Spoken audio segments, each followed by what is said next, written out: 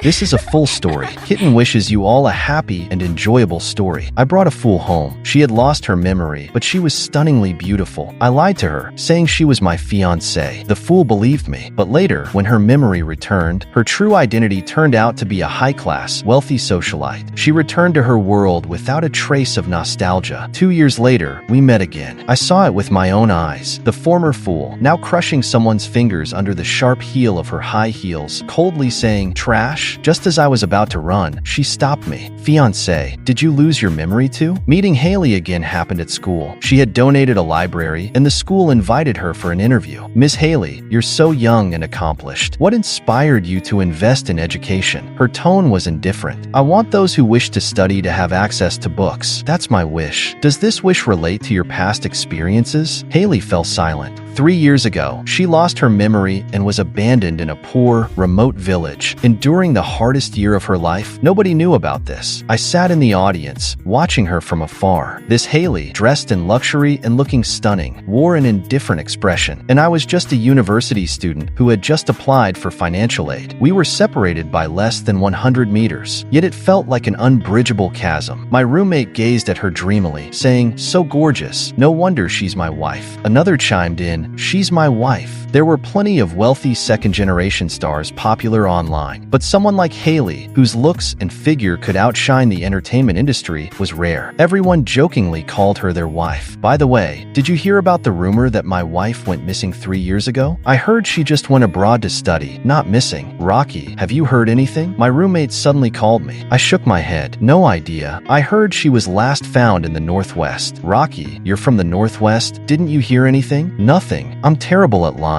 Thankfully, the dim theater lights hid my guilty expression. 3 years ago, Haley wasn't just in the Northwest. She was in my home, living with me for over a year. At our closest, I held her and slept in the same bed. These secrets could only stay buried forever. The interview was nearing its end. Time for questions. A student raised their hand. "Miss Haley, we heard you have a fiancé and even had his name tattooed on you. Is that true?" People's love for gossip lightened the atmosphere. "That has nothing to do with today's topic." The speaker was Tony, sitting next to Haley, another guest today. He was her right-hand man. Rumor had it they were childhood friends from wealthy families. "It's true," Haley said on her own. "The tattoo is on my wrist." She pulled back her sleeve, revealing a single letter. "Y." The audience roared with excitement. Tony was right next to her. Who else could the Y refer to? Even Tony lowered his head in shyness, as if admitting to it. It was perfect, a well-matched couple. I felt nothing. I just wanted to get back to my dorm and finish my homework. On my way past the backstage, the student council president stopped me. "Rocky, perfect timing. Can you help the guest retrieve their coat?" "Huh. I'm having terrible cramps and can't manage. Please." She looked pale and in pain. It didn't seem fake. She'd helped me a lot when I applied for financial aid, so I couldn't refuse. But the guest was. The interview had ended. Haley was walking backstage, her long legs carrying her closer. I wanted to hide, but it was too late. She turned her head and spotted me. Haley's gaze lingered on me for a moment. Running now would seem too suspicious. I stood still and kept calm, grateful for the mask covering my face. Haley frowned. "Are you a student here too?" I nodded. She started walking toward me. "What's your name?" "Rock." I only got half the word out before Tony pulled her back. "Let's go. It's freezing here." She was dragged away. When she turned back to look for me again, I was already gone, but I hadn't gone far. Their final words reached my ears. "Stop looking. It's not him. His eyes look similar. Even if it were him, so what? He cheated you out of a fortune." I lowered my eyes, trembling slightly. He wasn't wrong. I was the greedy one who sold Haley. My name used to be Lance. I grew up in the Northwest, in a very poor village. How poor? When I was little, my family couldn't afford rice. My mom would pick up discarded, moldy noodles, wash off the maggots, and cook them for us. When I was 17, there was a heavy snowfall. During the snowstorm, I found Haley sitting at the village entrance. She sat there blankly, her eyes vacant. I walked up to her and asked, "What's your name?" "Haley." She could barely speak. A fool. I turned to leave, but she grabbed me, her gaze pleading. Cold, hungry. In such weather, she wouldn't survive the night. Every winter, someone in the village froze to death. Often drunkards who passed out in the snow, their bodies stiff by morning. I didn't want to get involved, but I couldn't ignore a life at stake. So, I brought her home. That day, stepping into the house amidst the storm, I never imagined our fates would intertwine for so long. She looked a few years older than me. I called her Sister Haley. She had no identification information on her, completely blank as if it were intentional. I took her around to look for her family, visiting various departments. There were no results. That wasn't surprising. In small places like ours, you know how it goes. Most clerks are just there to get by, leveraging connections. They wouldn't seriously try to solve your problem. They told us to wait for updates at home, but that wait stretched into a year. The fool ended up staying at my house. To be honest, I had my own reasons. My mom was sick, often confused. I later learned in college that her illness was called Alzheimer's. It couldn't be cured. I had to take care of my mom every day, while also studying and working odd jobs. After Sister Haley came, at least I didn't have to do the odd jobs anymore. She was young and energetic, capable of physical work, but she was strange. At first, she couldn't do anything right, clumsy, tired every day. Seeing her eat without contributing, I got frustrated. If you keep this up, I'll stop keeping you. Haley panicked immediately. Rocky, you can't abandon me. I'm your wife. Oh, right. I had lied to her, saying that after eating our family's food, she had to marry me. It was a harmless lie. The fool was too striking, attracting a parade of matchmakers to our door. Only by saying this could I fend them off. In poor places, people marry young. Where I'm from, it's normal to get engaged as a teenager. When I said I wouldn't keep her, Haley looked lost. Though she had a charming, carefree face, she looked at me nervously. After that, Haley started working hard and was no longer freeloading. Over time, her unusual side began to show. Once, I was bullied, and the boys around just laughed at me. Haley came to pick me up from school and saw it. She charged forward and knocked one of the boys to the ground. She fought fiercely, aiming every blow at vital spots like a wild beast gone mad, unstoppable. In that moment, she felt like a stranger to me. I grabbed her arm. Sister Haley, stop hitting him. She stopped instantly, letting me pull her away. If Rocky says not to fight, then I won't. The boy had multiple bruises, and his family demanded we pay for his medical expenses. For our already struggling family, it was a heavy blow. That night, Haley seemed to realize she had done wrong. She sat quietly in a corner of the house. When I went to comfort her, I found her crying. I'm sorry, Rocky. I know I was wrong. I won't cause trouble again. Please, don't abandon me. She cried like a helpless kitten. My heart softened, and I reassured her. Then behave from now on. I only want an obedient wife. Okay. The next day, Haley came home holding a sum of money. She had sold her watch. When I found her, she had been wearing a watch that looked expensive. I panicked. How could you sell it? We need it to help find your family in the future. She smiled brightly. You're my family. I'm not going anywhere. I'll stay with you. The fool must have been scammed. That watch was definitely worth more than the money she got. But Haley didn't care. She became very well behaved, listening only to me. However, the boy she had beaten up started having terrible luck. Nails in his shoes, bugs in his clothes, stones in his rice. His bike tires went flat, and he even fell into a river. How could it all be so coincidental? I looked at Haley. She looked back at me, grinning. Looking back now, Haley was already showing signs. She corrected my English pronunciation. I asked her, have you studied English before? She froze. I don't know. Have I? Her memory was gone, but her instinct for language remained. At the time, my mom said to me, Haley might be from a big city. I replied, that's great. I want to go to a big city too. My mom looked worried, but didn't want to discourage me. If Haley was really from a city, we had no future together. The gap was too wide. On the day of the college entrance exams, it poured rain. Our old house wasn't sturdy and started leaking. My little bed was unfit for sleeping, so I had to share the floor with Haley. We lay close, our breaths mingling. Can't sleep? She asked. What if I don't pass? You will. I've heard city students are really good, and so are their teachers. Even if I work hard, I might not match up. Where do you want to go to college? I thought for a moment. Beijing, I guess. I want to see Tiananmen. Don't laugh. Every kid from the countryside dreams of seeing Tiananmen. All right, then let's go to Beijing and take your mom with us. Haley, what if I don't pass? Then I'll take you, Haley said firmly. I'll take both of you. My heart skipped a beat. At 18, I finally experienced what it felt like to be moved. I felt so lucky that she was my fiancée. I reached out to hug her, soaking in her warmth. Haley stiffened for a moment before gently hugging me back. We stayed like that, quietly embracing, doing nothing yet feeling like it was everything. Looking back now, I realize I was too overwhelmed by sweetness that night to notice Haley's odd behavior. She wasn't a fool anymore. Every word she said carried a sharp edge, and in the darkness, her eyes shone with a piercing light. Her true light. The recollection ends. I grabbed my coat and paced backstage. Haley was throwing throwing a tantrum in the guest lounge. I wasn't sure what had happened, but she was furious. I glanced through the crack of the door and saw Haley grinding her stiletto heel into someone's fingers, her tone icy and cruel. Trash. I was shocked. Was this Haley? The Haley who trailed behind me, saying she'd stay with me forever? The Haley who cried in the corner after paying for someone's medical expenses? Maybe this was the real her all along. After starting school in Beijing, I had read some financial magazines and learned the truth about Haley. She was 8 years older than me, the second daughter of the H Corporation, apparently an illegitimate child, but that didn't diminish her prestige. Not yet 30, she'd already driven her own sister to madness to become the sole heir. The words in those articles couldn't fully capture her ruthlessness, but today, seeing her in person, she felt familiar, yet utterly foreign. Should I just leave the coat at the door and go? I was still hesitating when the door opened. "Who's out here?" Haley stepped out. Her face was blank, her glasses reflecting a cold gleam. In that moment, I felt a chill run through me. It's fine. I was wearing a mask and a hat with the brim low. Who could recognize me? I steadied myself. "This is for Tony." Before I could finish, a classmate walked by backstage and called out to me, "Rocky, you haven't gone back to the dorm yet?" The moment she said my name, Haley's grip tightened around my wrist. She was strong. "What's your name?" Haley's gaze bored into me. I stayed silent as she reached for my mask. That's when I spotted my salvation. I said, "Rocky, you're here." Haley abruptly let go, glancing at me and then at the guy I just called out to. I continued, "The PR department head was looking for you earlier." "Oh, okay. I'll go find her. I'll go with you." I quickly placed the coat down and walked off with my classmate. What a coincidence. That guy had the same name as me. Only after leaving the theater did I finally breathe a sigh of relief. The guy asked, "Rocky, what were you saying to President Haley back there?" "Just running an errand for her." "Really?" It felt like there was something weird between you two. "Weird how?" "Well, she looked so fierce, like she was about to eat you alive." He wasn't wrong. Haley did want to devour me, and the reason stretched back to the summer I turned 18. The day my college entrance exam results came out, an unexpected visitor arrived in the village. Tony. He claimed to be Haley's friend, here to take her back. My mom's prediction had come true. Not only was Haley from the city, but she was a bona fide rich girl. Her reasons for ending up here were complicated. Her sister had set her up, leading to an accident. She was lucky to survive, though her brain was damaged. I could only say, the waters run deep in wealthy families. At first, I treated Tony like a guest, but when I learned his name also had a Y, I froze. In our village, everyone called me Rock, even my mom. Only Haley called me Rocky. I had always found that strange. Now, I had my answer. Every time Haley called my name, she was calling out to someone else. Was all her kindness toward me, her obedience, because she mistook me for Tony? Tony was so dashing in his suit and tie, leather shoes gleaming. He and Haley looked like they belonged together. Then I glanced at myself. The patches on my knees were a joke, but I refused to give up hope. When Tony came to take Haley away, I asked, "Is she willing to go?" "Of course," he said, folding his arms and looking down at me. "She's Miss H, with billions to inherit. You don't expect her to stay and live a hard life with you, do you?" "I don't believe you. I want to hear it from her." "Fine." Tony pulled out his phone and played a recording. "Tony, thank goodness you came in time. I almost got tricked." The voice was clear and melodic. Haley's. There was no mistaking it. Tony smirked. "Satisfied? She's leaving with me." He shoved a wad of cash into my hand. "Hush money. I don't need to explain the rules, do I?" I didn't want to accept that humiliating sum, but my mother was gravely ill and needed treatment urgently. Haley had abandoned me. I couldn't lose my mother too. I was heartbroken, but I calmed down quickly and weighed my options. "If you think that's enough, you're mistaken. It's not nearly sufficient," I said. Tony looked surprised. "You really aren't some innocent kid, are you?" "No, I took her in for this day." "Happy now? You're despicable. Then pay me enough to keep me quiet. Isn't that your job?" Tony was at a loss for words. In the end, I got a large sum of money. All of it went toward my mom's treatment, but it wasn't enough to save her. The day my acceptance letter arrived, she wept tears of joy. It was the last time I saw her smile, the last time I saw her cry. "Rock, you have to study hard and see Tiananmen and the Great Wall for me. I've been a rural woman my whole life, unable to give you much. Don't blame me." How could I blame her? She gave me everything she could. I was content, happy, and I loved her dearly. Later, I made it to Beijing. I saw Tiananmen and the Great Wall. I took on my mother's surname and became Rocky. Haley gradually faded from my memory. Only sometimes, walking the bustling streets, I'd suddenly remember. This was where she grew up, the sights she took for granted. But so what? We wouldn't meet again. Today, that never meeting again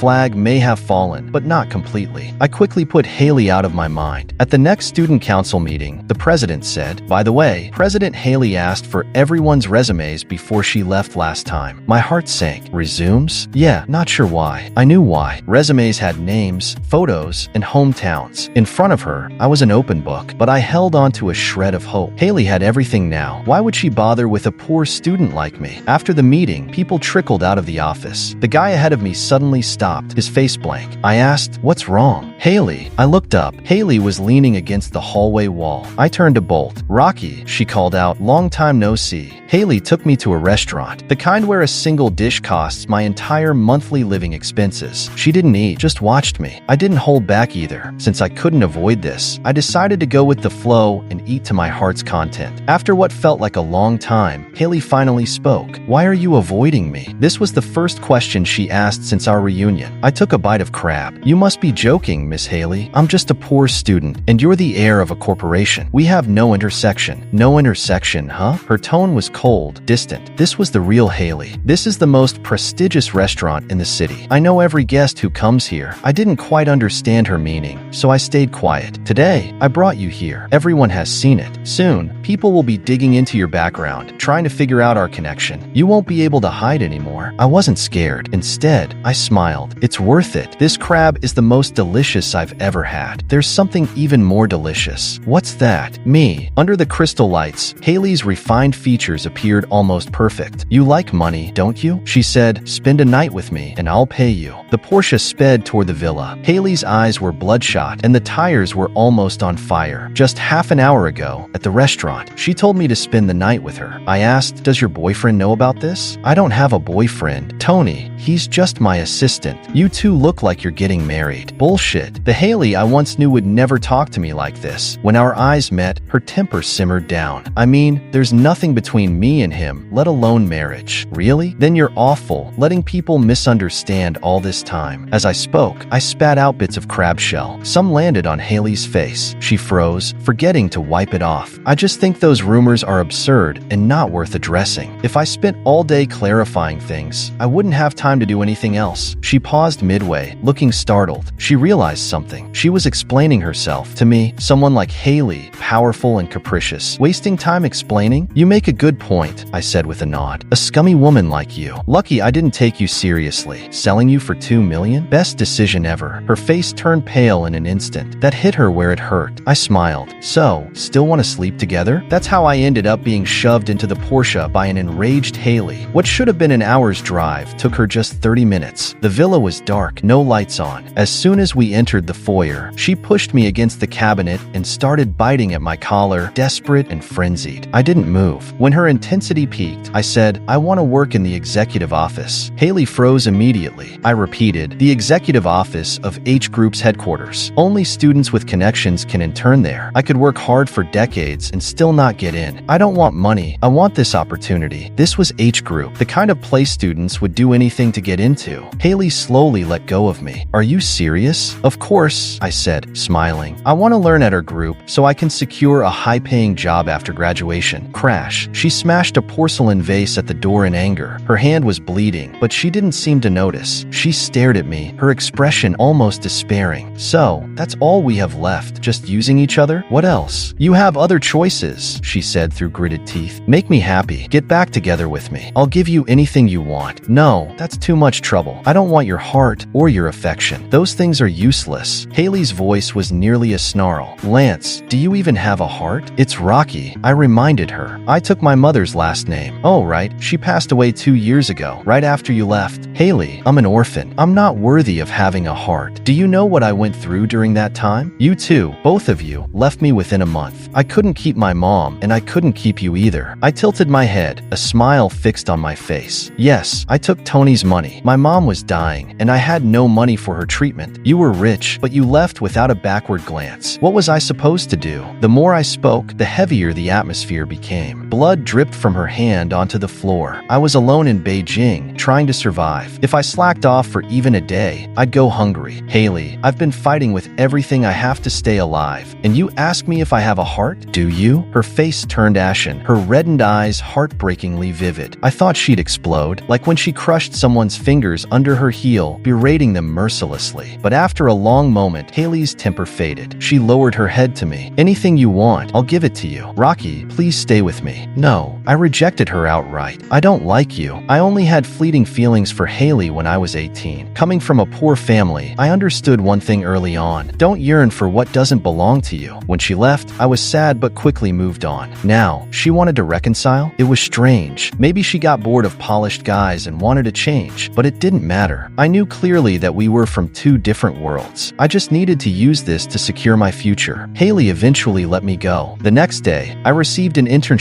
offer from H Group. I worked tirelessly, seizing every opportunity to learn. Friday night, midnight. Finally off work, my coworkers were slumped over their desks, scrolling through their phones. Suddenly, someone exclaimed, "Our CEO Haley is trending. She said Tony isn't her fiancé." What? Gossip time. Everyone perked up. I quietly packed up my documents. Let me see. Haley said her fiancé is someone else and asked people not to misunderstand. If it's not Tony, then who, right? Who else could match her? She said it's a student, but it's not convenient to reveal who. Student? Everyone began to chatter. What kind of student has that much power? Rocky, a colleague, called out to me, "Look at this. We're all students, but someone has already become Haley's fiancé." "Yeah, amazing," I said with an awkward smile. "Oh my gosh." Tony also posted on social media. Things are getting spicy. Tony's post contained a single line of poetry. Asterisk, "I offer my heart to the bright moon, only for it to shine upon a ditch." Asterisk, it was obvious that Haley was the bright moon. The ditch? Could it be me? I twitched the corner of my mouth. Finishing my work, I got ready to leave. As soon as I stepped out of the building, I saw a woman holding a bouquet of roses waiting for me. My head began to ache. It was Alice. Back when I worked at a bubble tea shop, she would often pester me. Even after countless rejections, she wouldn't give up and had now chased me all the way here. Alice adjusted her makeup in a small mirror. When she saw me, she flashed what she probably thought was an alluring smile. "Rocky, sis came to pick you up from work. If you keep harassing me, I'll call the police. Don't be so heartless. Sis has money. Wouldn't it be great to date me?" I ignored her antics. Alice grew angry. People like her, with their inflated egos and short tempers, never took rejection well. "Rocky, don't get too cocky. If I wave my hand, guys like you will line up for me." I said, "Don't you have a mirror? Take another look. If that doesn't work, go find some water and take a good hard look at your reflection." "You." Alice was fuming now. She lunged at me, acting all proud. "Are you like this in bed too?" Out of the corner of my eye, I spotted a familiar figure stepping out of the office building. It was Haley. Her entire demeanor exuded aloofness. Before she could step in, I forcefully shoved Alice away and dumped the water from my cup over her head. "Get lost. If I see you again, I won't hold back next time." Haley froze in place. What's the matter? Thought I'd wait for her to step in and handle things? She was mistaken. I'd stopped dreaming about that long ago. Alice, tall and strong, was humiliated by my shove. Shouting profanities, she tried to pounce on me again, only to be kicked down by Haley. Haley's expression was cold, fierce. Her high heel ground into Alice's hand, exactly like that day before. Alice screamed in pain. "I'm calling the cops." "Just you wait. Go ahead. I dare you," Haley said icily. But when Alice saw Haley's watch, she immediately backed down. "I'm sorry, ma'am. I didn't know he was your man. I swear I won't bother him again." I had planned to leave, but hearing that, I got annoyed. "I'm not her man. I belong to myself. Got that?" Haley gave me a glance. Finally, Alice, practically crying from the pain, scurried away. The ordeal was over. Haley offered to give me a ride, but the car didn't head toward the school. "You're going the wrong way," I said. "If you go back to the dorm now, will you even be able to get in?" "None of your business. Your temper's gotten sharper. You've even learned how to step on people now." I ignored her. She kept talking. "How's work? Going smoothly?" "Yeah. If there's anything bothering you, tell me, and you'll help me bend the rules." "I will," she replied without hesitation. I chuckled. "Haley, are you addicted to being used by me?" "Yeah," she said, the answer rolling off her tongue. "I've figured it out. If I can be useful to you, I'll take that as enough." Haley brought me back to her villa, saying she'd drop me off at school tomorrow. Last time, the lights had been off. Tonight, the place was brightly lit, and I realized how cold and lifeless her home was. It didn't feel like a home at all. She pulled out a first aid kit. "Sit. For what?" "Your hand. Don't think I didn't notice." I was a bit surprised. My hand was indeed injured. I'd accidentally scalded it while pouring hot water for a client today, but but I kept quiet, not wanting to disrupt the project's progress. I'd endured the pain all day. How did she notice? Haley gently held my hand. You can't hide these things from me, Rocky. In front of me, you can drop all your pretenses. She knelt in front of me, treating my wound with an unexpected patience and tenderness. Do you remember? My first day working in the fields, I hurt my hand too. Vaguely. You were like this then, wrapping it up for me. I stayed silent, letting my gaze wander around the room, until it landed on a photograph. It was of me, my mom, and Haley. The picture had been taken during Haley's 4th month with us. Someone in the village had brought back a camera, and my mom had asked him to take a photo of the 3 of us. I still remember how my mom had held the freshly developed picture, delighted. Our family of 3. Haley had grinned and chimed in, a family of 3. Such an ordinary day, one that would never return. I missed my mom. Tears welled up in my eyes, but I forced them back. Wait a minute. Why did Haley have this photo? I suddenly realized something was off. This photo, I asked, wasn't it left at the house? I took it when I went back to find you. I froze. You looked for me? After a month in Beijing, once I'd sorted things out, I went back to get you. But the house was empty. Haley casually referred to it as home. The neighbors said your mom had passed away. After the funeral, you left the village. Why were you looking for me? To bring you to Beijing, of course. Why else? But weren't you mad at me? I was furious, Haley admitted with a sigh, as though resigning herself to fate. Mad that you gave me up for $2 million. She paused, then continued. But no matter how angry I was, you're still my husband. What else could I do? Who's your husband? The day you left, you didn't even say goodbye. You wouldn't even see me. I didn't refuse to see you, Haley said, biting her lip. Actually, at that time, I just lost someone too. The day Tony took her away, Haley's grandfather was lying in the ICU. Haley was an illegitimate child, never welcomed from the start. Her father, the great chairman, only brought her home to use as leverage against her older sister. If you don't work harder, the rewards will go to your sister. If you don't achieve something, the company will be handed to her. She was merely a control group. In the end, Haley gained nothing but had to endure the anger of her sister and her nominal mother. There was no other way. She was an illegitimate child. After all, though it was her father who had strayed, Haley bore the consequences. If given a choice, she'd rather not have been born at all. When Haley was in her 20s, her talents began to shine. Her sister could no longer suppress her. In comparison, her sister seemed utterly foolish. Thus, 3 years ago, a dramatic family scandal unfolded. The elder sister plotted against the younger. Haley didn't die but suffered a head injury and was abandoned in a remote mountain in the northwest to fend for herself. If anyone asked, it was said that she insisted on adventuring and had brought it upon herself. Just as her sister expected, Haley's father didn't care about her fate. A symbolic search was conducted but abandoned when it yielded no results. Her grandfather was the only one who truly cared about Haley. After she disappeared, he fell gravely ill. The old man sought out Haley's loyal confidants, like Tony and others, to continue the search for her in secret, but his time was running out. Haley rushed back to Beijing, desperate to see her grandfather one last time. Rocky, I had always planned to bring you and your mother to live with me once things were settled. For over 20 years, I rarely felt familial love. You two were my family. As she spoke, her eyes brimmed with tears. I knew what she was crying for. She missed my mother. My mother had been so kind to her. When Haley, in her early days, was bullied for her condition, my mother would gently comfort her and stand up for her. But why do you call me Rocky? Finally, I voiced my greatest confusion. Is it because of Tony? Why would you think that? Haley seemed surprised. It has nothing to do with him, she explained. I call you Rocky because when we first met, you introduced yourself, and I remembered the Y in your name. As for Tony, he was just a colleague. I never called him Rocky. That name is far too intimate to address a subordinate. I recalled past events, and a sudden thought struck me. Tony once played me a voice recording where you said you were almost deceived. Haley frowned, deep in thought. I was talking about my former assistant. She appeared loyal, but was actually colluding with my sister to betray me. Tony had twisted the context, leading to my misunderstanding. Around that time, Haley's grandfather fell critically ill, and she had to leave in a hurry. That's how we missed each other. Haley, your tattoo? It's you, she said, lifting her sleeve. It's always been your name. Haley gazed at me intently. Rocky, I like you. Ever since the night you finished your college entrance exams, I decided I wanted to be with you forever. The night of the exams?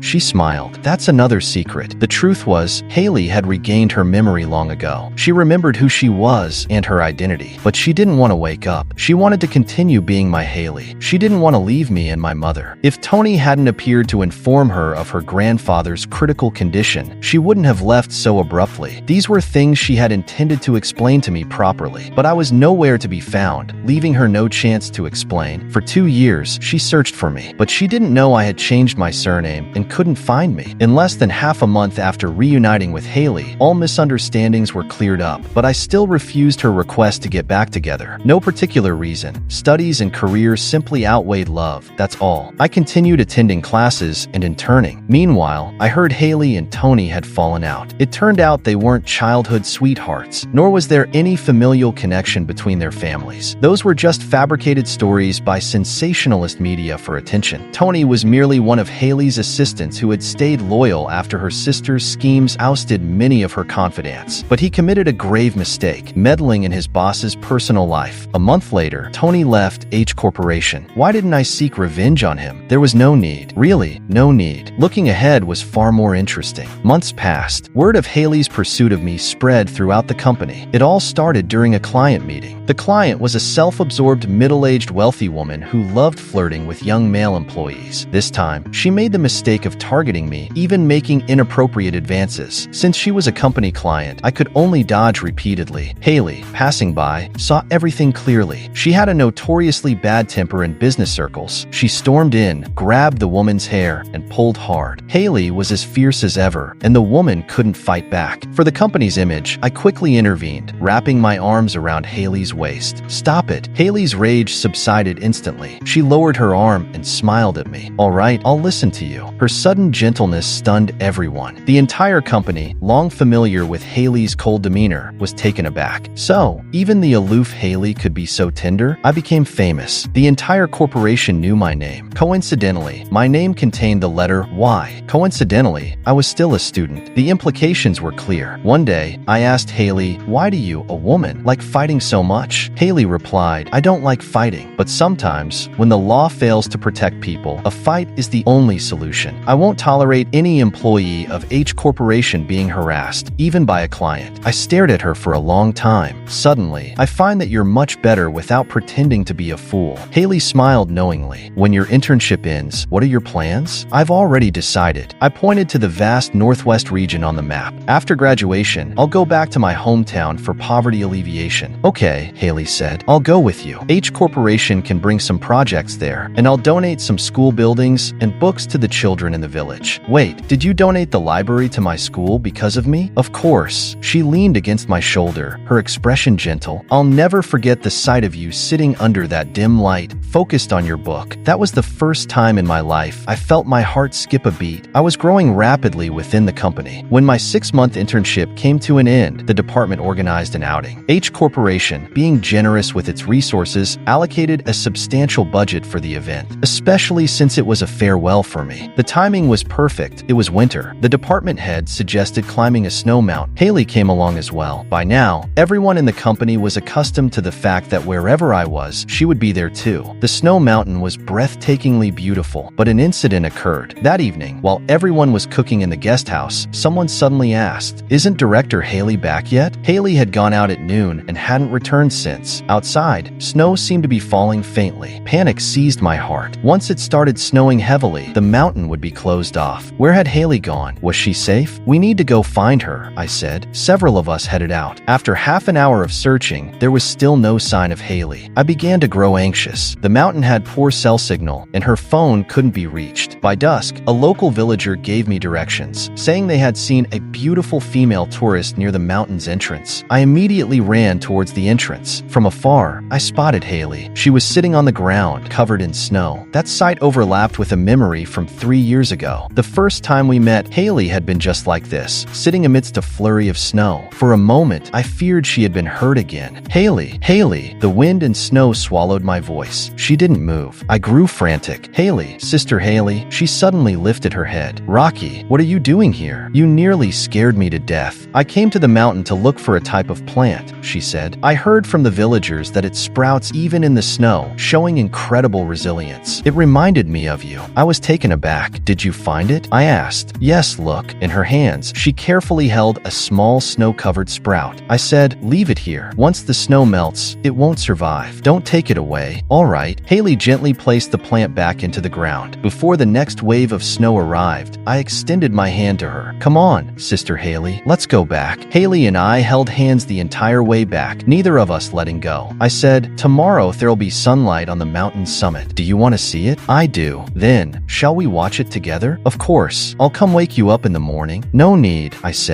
"Let's just watch it from the room." Haley was stunned for a moment before realizing what I meant. She almost jumped with joy, completely unrestrained. Thankfully, no colleagues were around to see. But this unrestrained joy was so reminiscent of the silly Haley I once knew. By the time we returned to the guest house and reassured our colleagues, it was already night. After closing the door, Haley stood on tiptoes and kissed me. Her lips were still cold from the snow. "I've wanted to do this since the night you finished your college entrance exams," she said, her eyes sparkling with a hint of red at the corners. "Rocky, reward me." We didn't end up seeing the sunrise on the mountain summit the next day, but that was all right. There would be many more tomorrows. After the Northwest project was finalized, Haley and I got married. The wedding wasn't extravagant. I preferred simplicity, and she followed my every preference. At the ceremony, Haley, usually so composed, cried even harder than I did. She said, "I have a family now." And I said, "So do I." We were two lonely souls wandering through time who finally found each other again. The morning after our wedding, I woke up to find Haley absent from my side. The famously aloof CEO was in the kitchen, wearing an apron, making breakfast. There weren't many ingredients left in the house, just enough for 2 bowls of egg noodles. Growing up, my favorite dish had always been my mother's egg noodles. No matter how hard I tried, I could never replicate her taste. But Haley had mastered it perfectly, carrying on my mother's legacy. As the aroma of the noodles filled the air, I was suddenly overwhelmed with thoughts of my mom. She had given me endless love and support in our impoverished countryside home. She hadn't been educated, yet she had pushed me to study hard. She often went hungry but tirelessly borrowed books and school supplies for me. Her love gave me the strength to reach where I am today. "Mom, I have a family and a career now. Do you see me?" Tears blurred my vision as Haley wrapped her arms around me from behind. "Rocky," she said softly, "from now on, I'll be your family." What is family? It's not a luxurious house or a fancy car. It's being together from dawn to dusk, watching the smoke rise from the kitchen and sharing a life of warmth and simplicity. The end. If you like Kitten's story, please follow and like it. Updated every morning at 9 a.m.